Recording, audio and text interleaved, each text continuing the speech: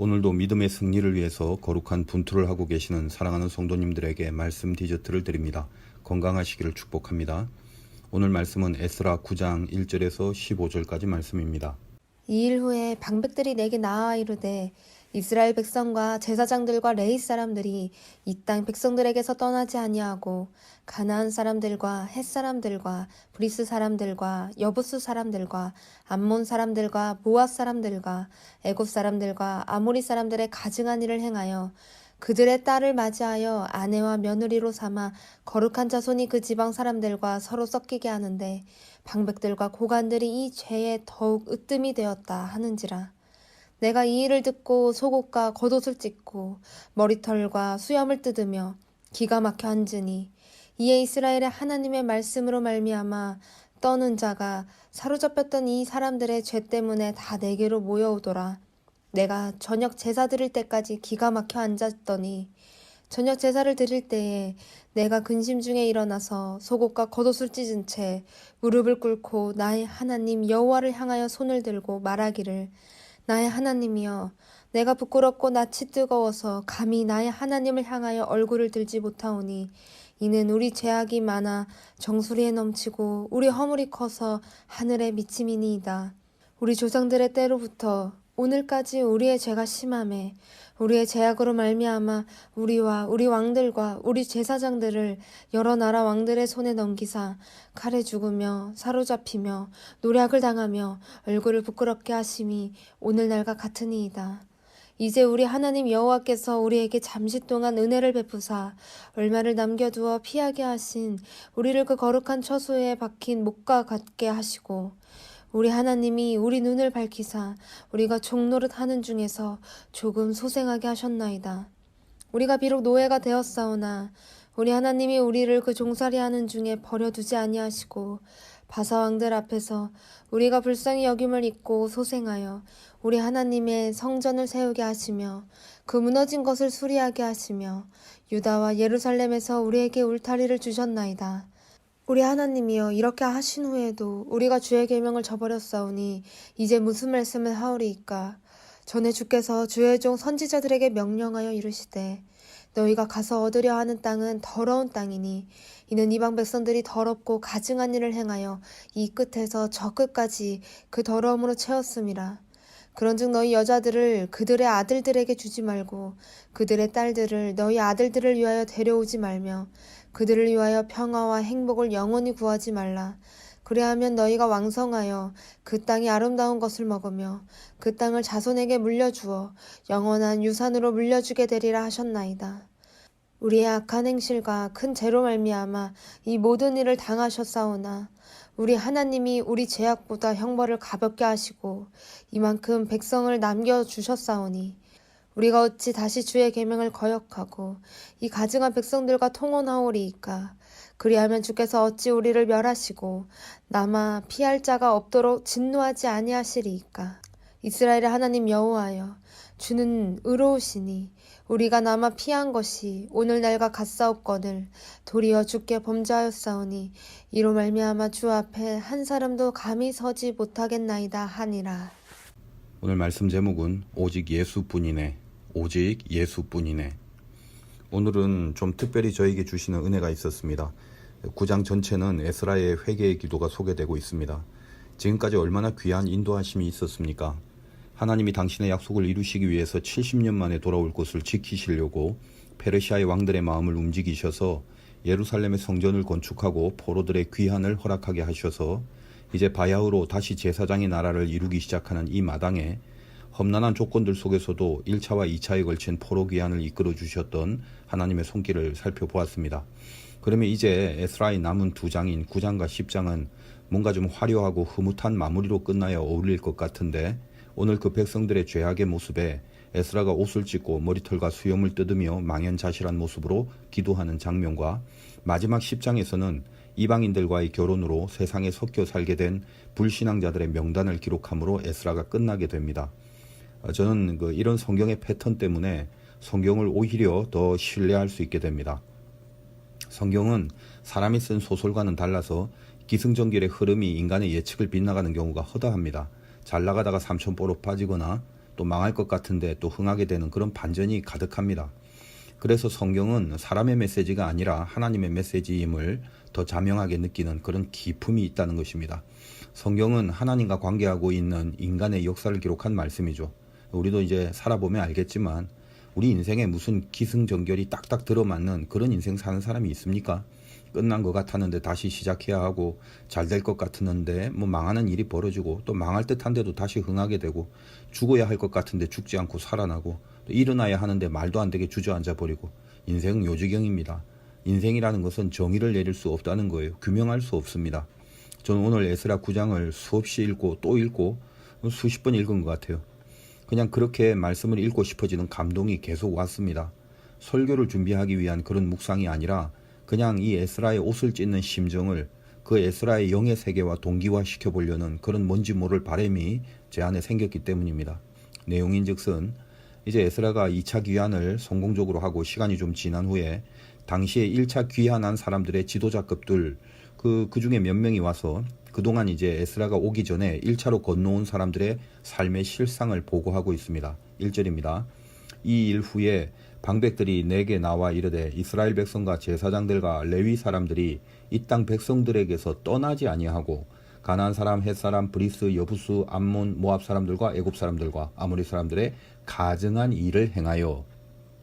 그러니까 이스라엘 백성과 제사장 레위 이 사람들을 어떤 사람이죠? 1차 때 건너온 사람들을 말하는데 그렇게 영광스러운 성전도 건축하고 이제 그들의 삶의 모습이 어떠한가에 대한 그런 그 표현이 대표적으로 이 땅 백성들에게 떠나질 아니하고 안 떠났다는 거예요. 지금 이방인 땅에 있는 백성들 옆에서 그들을 떠나서 거룩한 인생을 안 살았다는 거죠. 이 땅 백성이 뭐죠? 원래 거주했던 이방인들, 팔레스타인 지역에 방금 읽어드린 뭐 가나안, 헷, 브리스, 여부수, 암몬, 모압 많이 들어본 사람들 아닙니까? 따라서 가나안에 원래부터 살았던 이방 거민들, 그들을 말하는 대표적인 표현이거든요. 근데 그들의 삶의 자리에서 떠나지 않았다는 것입니다. 1차로 포로 귀환한 이스라엘 백성들이 성전까지 만들어 놓고도요. 그러니까 그들로부터 구별된 삶을 살기 위해서 그 고생을 하면서 하나님이 도우시고 인도해서 성전까지 지어놓고는 그들과는 전혀 구별된 삶을 살아내지 못하고 있었다는 말이죠. 그러면 도대체 그 땅 백성들이 뭘 어떻게 하고 살았는데 1절 마지막에 보니까 가증한 일을 행했다. 구별되고 거룩해지라고 그래서 이 역사를 이끌어주신 하나님의 그 깊은 은혜를 받았음에도 시간이 지나고 세월이 지나다 보니까 그 세속적인 세상을 안 떠나고 가증한 일을 행하면서 살더라는 것입니다. 그럼 구체적으로 그게 뭐냐? 2절에 보니까 그들의 딸을 맞이하여 아내와 며느리로 삼아 거룩한 자손이 그 지방 사람들과 서로 섞이게 하는데 방백들과 고관들이 이 죄에 더욱 으뜸이 되었다 하는지라. 마음대로 결혼한 겁니다. 이방 여인들을 계속 들여보낸 것이고 또 이방 집에 자기 아들들을 또 장가보내고 그런 것들을 통해서 서로 섞이게 했다는 거예요. 그런데 더 중요한 것은 바로 그런 것들을 방백들과 고관들, 즉 이스라엘의 지도자급들이 이 죄에 더욱 으뜸이 되었다는 말입니다. 지금 이 사건이 왜 가증한 일인가 하면 마치 아합과 이세벨을 생각하면 이해가 쉽습니다. 지금 이스라엘 백성이 무슨 외국인이나 이방인과 결혼 자체를 금하거나 그런 차원이 아니라 이세벨 한 명의 여자가 들어오면서 아합은 물론 전 이스라엘이 우상을 섬기는 나라가 되어버린 걸 기억하지 않습니까? 우리가 안 믿는 가정과 결혼하는 것이 뭔가 좀 내키지 않는 그런 결정적 이유가 뭐죠? 가정이 이루어지고 나서 하나님의 통치를 벗어나 버리는 그런 죄를 범하게 될 확률이 높기 때문이죠. 안 믿는 가정과 결혼해서 그 가정마저도 믿음 안에 거하게 하는 아름다운 열매도 물론 많습니다만 그러니까 어떤 율법적인 도그마로 이방인과의 결혼을 금하는 그런 차원보다 그들이 믿어야 될 하나님을 잃어버리고 이방인이 결혼하면서 가지고 들어오는 그 우상 앞에 신앙을 버려버리는 바로 그 배교의 모습 때문에 성경이 이방인과의 혼인을 금하고 있다는 것입니다. 그런데 지금 상황이 지금 어떻다고 보고를 받고 있습니까? 에스라가 그 백성의 지도자들이 더욱더 그 일에 앞장을 서갖고 결국은 포로 귀환 후에 그토록 가슴 뜨거운 성전을 하나님 앞에 봉헌하고 나서 결국은 그들의 삶의 몰골이 이방인과 결혼하고 그들을 하나님 백성으로 만든 게 아니라 가증한 일을 행해버리게 되는 그런 인생으로 전락하면서 살고 있더라는 것입니다. 즉 우상을 섬기고 거룩한 삶으로 구별되지 않고 세상을 떠나지 않고 세상 속에서 섞여져서 살더란 말입니다. 그렇다면 지금까지 도대체 이스라엘이 뭘 한 겁니까? 예배당 건물 하나 짓고 삶이라는 것은 세상적으로 산 거죠. 그렇게 하라고 하나님이 70년 만에 돌아올 것을 약속하고 그 약속을 이루시기 위해서 그토록 깊은 섭리로 그들을 이끌어 오신 그 인도하심이 지금 결론적으로 어떻게 돼버린 것입니까? 그래서 저는 이 앞부분까지 읽어보고 이스라엘에게 막 그 화가 나려고 하다가 그냥 이렇게 푸념이 나오게 되더라고요. 인간이란 거 희망이 없다. 해도 안 되는 족속이 인간이구나. 그런 생각이 듭니다. 하나님이 아무리 말씀을 하셔도 인간은 결국 이 세상 자체를 안 떠나는 족속이구나. 못 떠나는 족속이구나. 솔직히 지금까지 에스라를 다루면서 적어도 그 고생을 하고 여기까지 온 자들이라면 더군다나 지도자들 정도라도 어떻게 또 세상 안에서 섞여서 이 가증한 인생을 살아가게 되는 건지 아무리 모자라고 아무리 덜 됐어도 어떻게 이럴 수가 있냔 말이죠. 그들이 하나님을 싫어하거나 갑자기 우상을 믿고 싶어서 그렇게 된 건 절대 아닐 겁니다. 왜 이방 족속과 결혼을 했을까요? 하나님을 싫어하지 않는데 일부러 한 것도 아닌데 그럼에도 왜 이방 족속과의 결혼이 그것이 범람하게 되었습니까? 여러분 세상에 사람들이 결혼할 때 보면요. 그 배우자를 고르는 기준이 뭐죠? 그 사람하고 같이 살면 자기 인생이 보다 더 나아지고 좋아질 것이라는 기대를 하기 때문에 그렇게 세상에서 잘 살게 해줄 수 있는 그 사람을 배우자로 삼으려는 그 기준을 갖고 있다는 말입니다. 그러니까 아무리 믿음이 좋고 아무리 바르게 사는 사람이 있다 할지라도 그 사람 만나서 같이 살 때 내가 세상적으로 뭔가 혼자 살 때보다 삶의 질을 높게 만들어 줄 수 있는 그런 사람이 아니라면 믿음이고 신앙이고 그런 건 별로 그렇게 큰 작용을 안 한다는 거죠. 반대로 믿음은 없는데 왠지 그 사람 덕을 좀 볼 수 있다라고 판단이 되면 그게 땡기는 거예요. 그래서 연애 따로 결혼 따로라는 말도 나오고 뭐 결혼은 현실이란 말도 나오고 그러다 보니까 나중에 만나서 살다가 그 기대가 허물어지면 같이 살 이유가 없는 거죠. 그러고 나면 이제 헤어질 때 서로 뭐 돈을 얼마나 챙겨가냐 하는 거에 목숨 걸고 소송을 하게 되는 그런 일이 발생하지 않습니까? 지금 이스라엘이 이방인들과 결혼한 이유도 다르지 않습니다. 믿음으로 와서 성전도 건축했지만 그 땅에서 이 세상의 삶을 잘 살고 싶고 이 세상에서 안정과 안심을 하고 살려다 보니까 이미 거기에 오래전부터 정착해서 기반을 잡고 있는 이방인들과 결혼하는 것이 제일 잘 살게 되는 길이란 걸 알게 된 거죠. 비록 그 이방의 우상을 섬기게 되는 일이 있다 할지라도 나는 세상에서 든든해지는 것이 더 좋다는 겁니다. 여러분 이게 남 일입니까? 곰곰이 한번 생각을 해보세요. 그리고 특히 지도자들, 저 같은 목사들을 대표하여 영적으로 앞에 서야 될 사람들, 그들이 이 죄에 더욱 으뜸이랍니다. 목사가 목회를 밥그릇으로 여기는 한 이 땅의 교회는 더 이상 교회가 아니게 됩니다. 목회 자리를 돈으로 매수하고 대형 교회의 세습이란 방법으로 목회가 돌아가고 있는 한 교회는 더 이상 희망이 없는 겁니다. 그런데 작금의 한국 교회 현장은 오늘 말씀과 동일하게 그 모습을 떠나지 않고 있습니다. 떠나지 못하고 있습니다. 하나님은 당신의 약속을 지키시기 위해서 이토록 수고를 하셨건만 우리는 그 약속에 대한 우리 믿음의 약속을 하나도 지키지 못하고 있다는 말입니다. 에스라가 옷을 찢으며 머리털과 수염을 뜯으면서 기가 막혀 앉아 있답니다. 그리고 하나님께 기도를 합니다. 저는 한국교회에 이 에스라와 같은 모습이 있어야 한다고 생각해요. 단지 이 죄악의 모습에 분노하면서 그들의 죄를 지적하고 질책하는 모습이 아니었습니다. 이 말도 안 되는 죄의 현장 앞에서 자기를 찢으며 무릎을 꿇고 손을 들어 기도하는 그 영성, 그것이 있어야 한다는 것인데 저는 이 에스라의 기도 속에서 진짜 희망을 보게 됐습니다. 그리고 그 영적인 각성 앞에 모여든 사람이 있다는 것도 희망이라고 생각해요. 그럼 누가 에스라에게 모여들었습니까? 4절 보니까 이에 이스라엘의 하나님의 말씀으로 말미암아 떠는 자가 사로잡혔던 이 사람들의 죄 때문에 다 내게로 모여오더라. 자, 이게 무슨 말이죠? 하나님의 말씀으로 말미암아 떠는 자들이 있더란 말입니다. 다 배교하고 다 이방인들과 섞여 사는 것이 아니라 그 중에는 하나님의 말씀 앞에 떠는 자들이 있다. 그 말씀 앞에 떠는 자들, 그들이 하나님 나라의 희망입니다. 바로 이들이 에스라 옆에 왔다는 거예요. 저는 오늘 이 에스라의 기도를 수없이 묵상하면서 제 자신이 에스라 같은 정도의 그런 신앙의 사람은 아니지만 적어도 정말 배워야 될 믿음의 모습이 무엇인지를 확연하게 볼 수 있게 해주셨습니다. 에스라의 옷을 찢는 기도는 두 가지의 중요한 영적 교훈이 있습니다.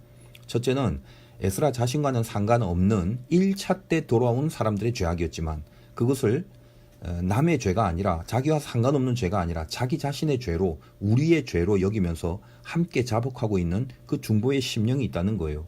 뭐 대표적으로 6절 7절 봅니다. 말하기를 나의 하나님이여 내가 부끄럽고 낯이 뜨거워서 감히 나의 하나님을 향하여 얼굴을 들지 못하오니 이는 우리 죄악이 많아 정수리에 넘치고 우리 허물이 커서 하늘에 미침이니이다. 우리 조상들의 때로부터 오늘까지 우리의 죄가 심하매 우리의 죄악으로 말미암아 우리와 우리 왕들과 우리 제사장들을 여러 나라 왕들의 손에 넘기사 칼에 죽으며 사로잡혀 노략을 당하며 얼굴을 부끄럽게 하심이 오늘날과 같으니이다. 너무 부끄러워서 낯이 뜨거운데 하나님 죄보래요. 제 죄졌네요. 그렇게 가는 것이 아니라 수없이 우리라고 고백하지 않습니까? 지금 7절에 우리라는 말이 얼마나 많이 나옵니까? 계속 우리. 오늘 에스라의 기도는 끝날 때까지 항상 우리라는 표현이 떠나지 않습니다. 그리고 두 번째, 에스라의 기도는 하나님 앞에서 어떤 구체적 결단이나 앞으로의 마음가짐이나 전략 같은 어떤 내가 돌이킬 그런 방도에 대한 대책들, 이런 거는 하나도 말하고 있지 않다는 것입니다.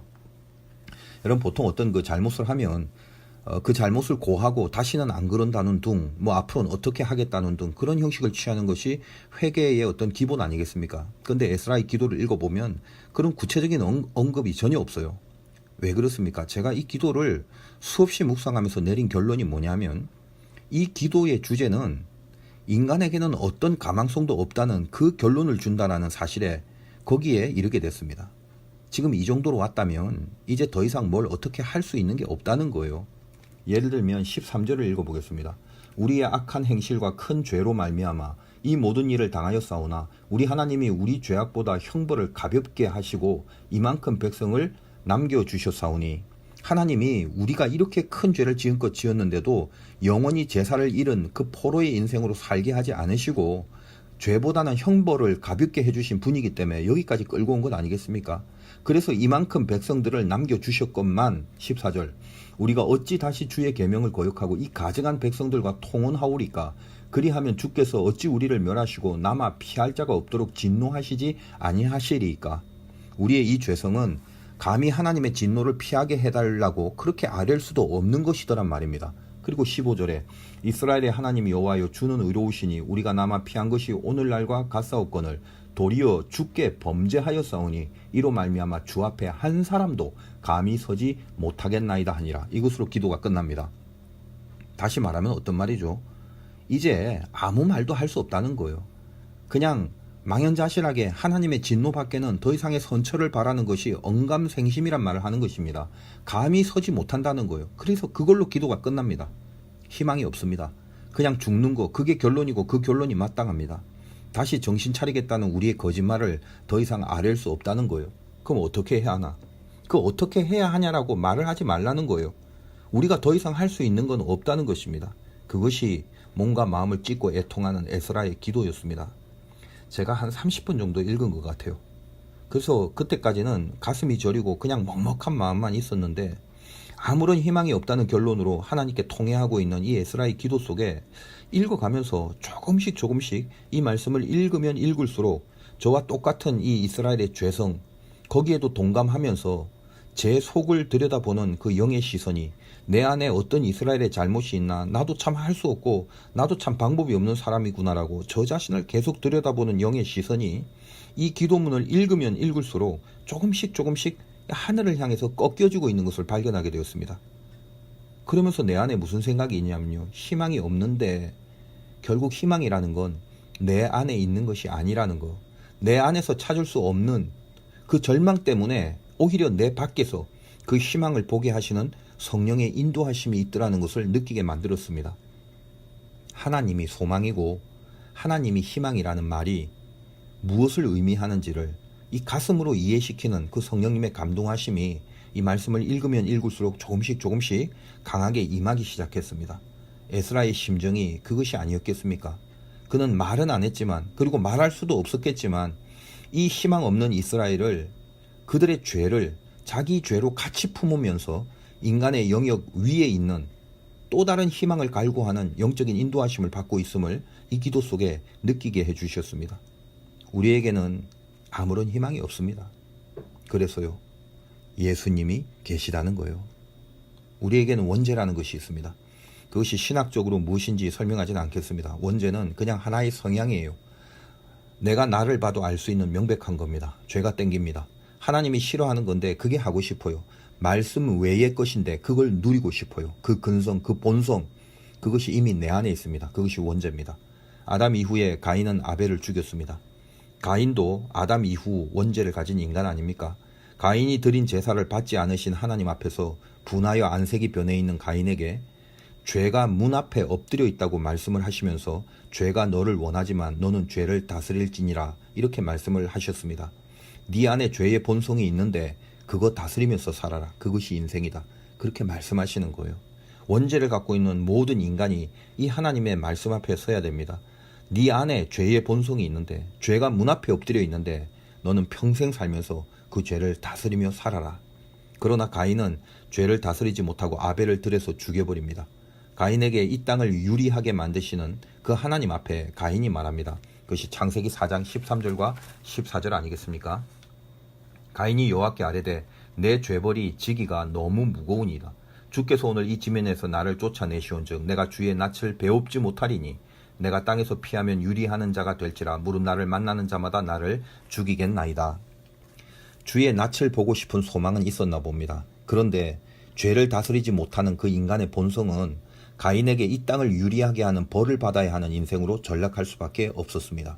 이스라엘이 하나님을 왜 모르겠습니까? 하나님의 자녀인데요. 우리가 하나님을 왜 모르겠습니까? 하나님의 은혜를 받은 백성인데요. 그러니까 왜 하나님의 은혜를 받고 싶지 않겠습니까? 가인도 주의 낯을 보고 싶은 것처럼 우리도 그런 마음이 있더라는 것입니다. 그러나 죄성, 원죄입니다. 본성이 죄입니다.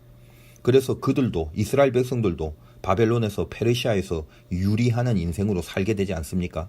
가인이 죄를 저질러 이 땅을 유리하는 것처럼 이스라엘 백성들도 죄를 저질러서 결국 바벨론과 페르시아에서 유리하는 그 인생으로 살게 됩니다. 가인은 말합니다. 자기를 만나는 자들이 자기를 죽일 거라 말합니다. 두려움이죠. 자기가 아벨을 죽인 죄는 생각지도 않고 자기 죽을 것만 두려워합니다. 이스라엘 백성이 나라를 잃고 제국의 포로가 되어 살아갈 때 그들은 바벨론의 그발 강가에서 페르시아의 아하와로 강가에서 눈물로 그들의 운명을 두려워하고 죽지 않고 살 수 있기를 바라고 있었습니다. 하나님은 가인에게 말씀하십니다.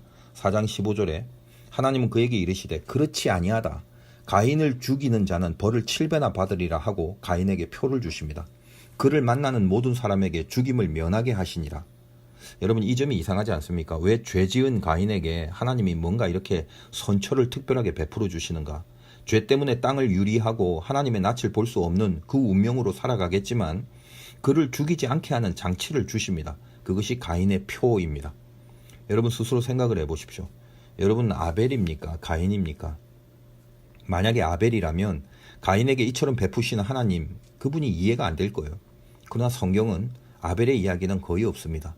아벨의 이야기보다 가인의 이야기가 훨씬 더 많습니다. 왜요? 이 성경을 읽는 우리가 가인이기 때문입니다. 그래서 성경은 가인의 이야기가 중심 내용이 되는 것입니다.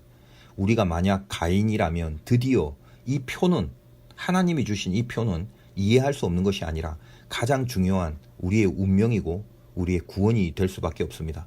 가인을 건드리면 벌을 7배나 주겠다는 하나님의 말씀은 가인을 판단하고 가인을 심판하는 권한이 하나님 당신께 있는 거지 인간과 세상에 있는 것이 아님을 말하는 것입니다. 그리고 가인은 그것이 벌이든 상이든 그의 인생을 판단하시는 분이 하나님임을 선포하는 차원에서 가인을 인간이 건드리지 못하게 한 것이죠. 그리고 그것이 가능할 수 있도록 인간이 어떻게 하는 것이 그것이 안 되게 하게끔 그렇게 만들 수 있도록 가인에게 표를 주신 것입니다. 세상에 누구라도 그 표를 본 사람은 가인을 벌할 수 없습니다. 가인에 대한 심판권은 전적으로 하나님께 달려 있습니다. 하나님은 그에게 그 기회를 주신 겁니다. 포로로 잡혀간 이스라엘이 그토록 많은 죄를 저질렀음에도 그들에게 약속을 주셨어요. 그리고 그 잡혀간 기간 동안은 그들이 유리하는 백성으로 살아가는 그 시간들을 하나님은 그들에게 기회가 되게 해주셨습니다. 가인은 에덴의 동쪽으로 가서 성읍을 건설합니다. 하나님께서 주신 그 표를 갖고 가인은 그 유리하는 가운데도 하나님이 주신 표가 있기 때문에 그에게도 기회가 있었지 않습니까? 그러나 가인은 그 성읍을 화려하고 강하게 만들며 온갖 세상 문명의 이기가 창궐한 도시를 만듭니다. 그리고 그의 후손 중에는 강하다라는 그 이름을 가진 라멕, 나는 강하다라는 뜻을 갖고 있는 그가 그의 조상인 할아버지 가인의 사건을 빗대어서 그의 사치스러운 아내들에게 하나님을 상관하지 않는 교만의 선언을 해버립니다. 내가 사람을 죽였답니다. 나에게 상처를 낸 어떤 소년이 있었는데 그래서 그 상처낸 소년을 자기가 죽여버렸답니다. 그것을 자랑처럼 말하고 있습니다. 그리고 가인에게 기회를 주신 그 하나님의 말씀을 인용해서 가인을 위하여는 벌이 7배일진데 자기를 위해서는 벌이 77배라고 선언을 합니다. 가인에게 주신 하나님의 기회의 은혜, 그 은혜가 되는 부분은 망각하고 그 은혜의 약속을 자기가 세상에서 강해질 수 있는 도구로 써버립니다. 하나님이 가인을 살펴주신 것은 가인에게 기회를 주시고 그 기회가 있는 동안 하나님이 가인을 통치하시겠다는 은혜의 약속인데 라멕은 오히려 그 은혜의 약속을 은혜로 보는 것이 아니라 내가 세상에서 강해질 수 있는 도구로 써버리더라는 것입니다. 이스라엘에게 그 죄악에도 불구하고 성전을 다시 건축할 수 있는 기회를 주신 그 하나님 앞에서 그들은 세상에서 잘 살겠다는, 세상에서 강해지겠다는 그 욕심 때문에 성전을 통한 은혜의 기회와 죄를 다시 짓지 않겠다는 이 돌이킴의 기회를 그 은혜의 기회로 삼지 못하고 오히려 그 기회를 자신들의 더 큰 세상적인 힘과 야욕으로 바꾸어 버렸습니다. 가인의 계보에 흐르는 죄성 어딜 가지 않습니다. 그리고 이스라엘뿐만 아니라 오늘 우리들에게도 저에게도 예외 없이 마찬가지입니다. 도무지 떠나질 않습니다. 가증한 것과 섞여서 오히려 죄악에 더 으뜸이 되어버렸습니다. 인간에게는 희망이 없습니다. 가인이 살 수 있는 유일한 방법은 하나뿐이지 않습니까? 자기에게는 만들어낼 수 없는 것, 자기가 만들 수 없는, 자기에게 원래 없었던 것, 하나님이 친히 주신 표, 그것만이 가인을 살리는 유일한 방법이었습니다. 가인은 그 표 말고는 자기에게는 아무런 희망이 없었습니다. 그 표가 없으면 가인의 운명은 죽음뿐인 것이었습니다. 에스라의 기도는 방법이 없다는 것을 고백하는 기도입니다. 이스라엘에게 방법이 없습니다. 감히 하나님 앞에 설 수 있는 조건과 근거가 하나도 없다는 것입니다. 표라고 하는 히브리어 요트는 알파벳 세 글자로 이루어진 단어입니다. 알렙, 바브, 타브인데 히브리어 특성상 알파벳 고유의 의미를 분석하자면 알렙은 제일 처음의 알파벳입니다. 영어에는 A와 같은 거죠. 아버지를 말할 때 아바라고 할 때 그 첫 알파벳이 그겁니다. 바브는 갈고리 혹은 못이라는 뜻인데 연결시켜준다라는 의미가 있죠. 타브는 히브리어의 마지막 알파벳으로 인친다 그런 뜻이 있습니다. 그러니까 처음과 나중, 알파와 오메가라는 것이 히브리어에서는 알렙과 타브라고 할 수 있죠. 그렇다면 처음과 나중을 연결하는 중간의 못, 그것이 바브인데 하나님의 모든 구원의 역사를 연결시켜주는 십자가, 그 못, 그것이 요트라는 단어 안에 감추인 영적 의미입니다. 그것이 표라는 뜻이란 말이에요. 가인이 자기에겐 없는 구원의 은혜를 십자가로 하나님이 표시해 주셨다는 것입니다. 저는 오늘 본문을 통해서 구체적인 회개나 이스라엘의 죄성을 다루려고 했었습니다. 그러나 저에게 주시는 성령님의 감동은 예수님만이 자꾸만 선명히 드러나게 해주시는 그 은혜와 만나게 해주셨습니다. 저는 예수님을 믿습니다. 그리고 예수님이 너무너무 좋습니다. 예수님 말고는 살 수가 없습니다. 이스라엘도 가인이었고 우리도 가인이었고 저도 가인이었습니다. 우리에겐 이스라엘처럼 희망이 없습니다. 에스라가 그것을 기도 속에서 토로하고 있는 것입니다. 그래서 에스라는 이 깊은 절망에 기가 막혀 옷을 찢으면서 그 절망 안에 비추이신 예수를 느끼게 해주는 하나님의 메시지를 보게 하셨다는 그 감동을 받게 되었음을 저도 영적으로 느끼게 만드셨습니다. 우리 믿음이라는 게 무엇입니까? 예수, 오직 예수뿐임을 고백하고 그 예수로 인하여 하나님의 희망이 우리에게 있음을 알게 하십니다. 예수를 믿는다는 건 처음과 끝이 되시는 하나님의 역사를 내 절망 위에서 걸어두게 하시는 은혜를 말합니다. 아무리 죄가 문 앞에 엎드려 있을지라도 그 죄를 다스리는 분이 예수님임을 알기에 감히 얼굴을 들 수도 없는 이 죄인이 예수님만을 믿습니다라고 그렇게 고백할 수 있는 겁니다. 예수를 믿게 되었다는 것, 그것이 나를 살립니다. 우리에게 주신 기회는 다른 그 어떤 것보다 예수님을 믿게 하셔서 우리를 살리시는 하나님의 은혜와 만나게 했다라는 것을, 그걸 잊지 마시기 바라요. 예수님을 믿게 해주셔서 감사가 뜨거워지고 그것만이 우리 희망이기 때문에 다시 또 아무것도 없는 그 어떤 희망과 소망도 없는 그 어떤 가능성도 없는 우리 같은 죄인이 다시 또 예수님 때문에 일어날 수 있다는 거, 그걸 선포할 수 있는 거, 예수 믿는 것이 우리의 유일한 능력임을 고백하면서 이 하루도 그 주님이 너무 좋아서 떠나지 않으시는 승리가 있으시기를 주님의 이름으로 축원드립니다.